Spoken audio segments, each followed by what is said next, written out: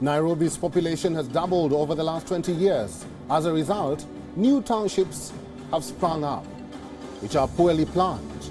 They often lack light, proper infrastructure and sanitation facilities.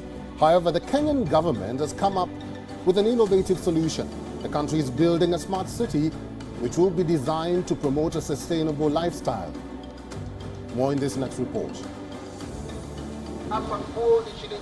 With urbanization, Kenya's capital population has grown rapidly. In fact, it has doubled over the last 20 years. Due to such a high population density, buildings have been built very close to each other to accommodate the ballooning populace in Nairobi.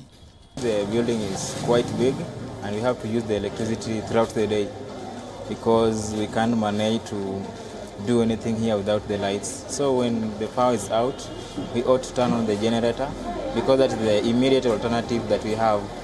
And we can't use the solar panel because the building here is much congested.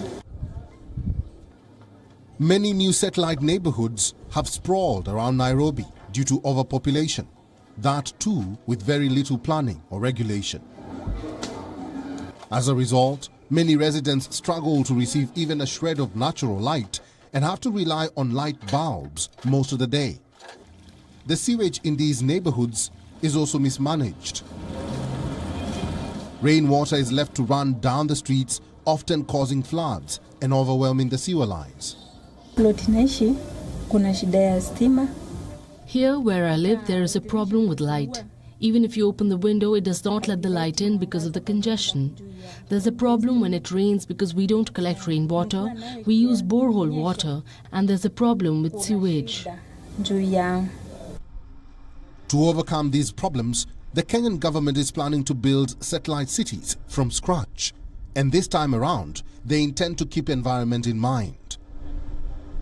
One such project, called Konza Technopolis, is already under construction.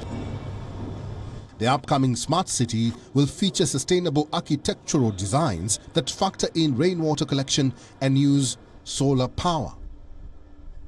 It will spread over an area of 5,000 acres and will be developed in 4 phases, from residential homes and affordable student accommodation to commercial buildings and technology hubs.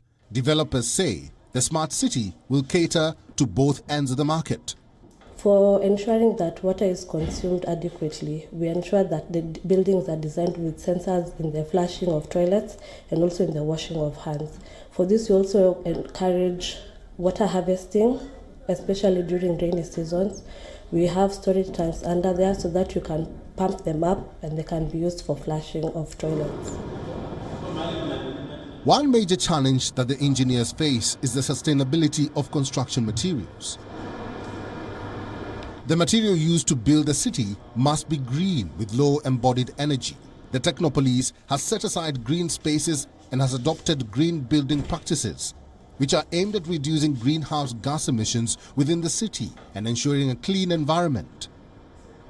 These include sustainable use of water, clean, efficient and renewable energy, clean sanitation and proper waste management. There's a lot of timber that is used for shuttering, for use for construction of scaffolds.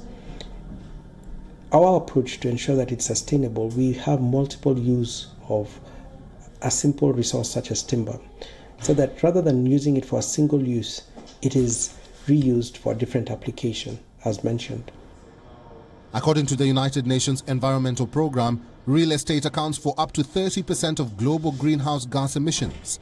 But smart cities like Konza Technopolis can be a big step towards sustainable living. Neighborhoods planned from the outset to allow for energy efficiency, space and quality of life are very rare. But the Kenyan government says it wants to build more.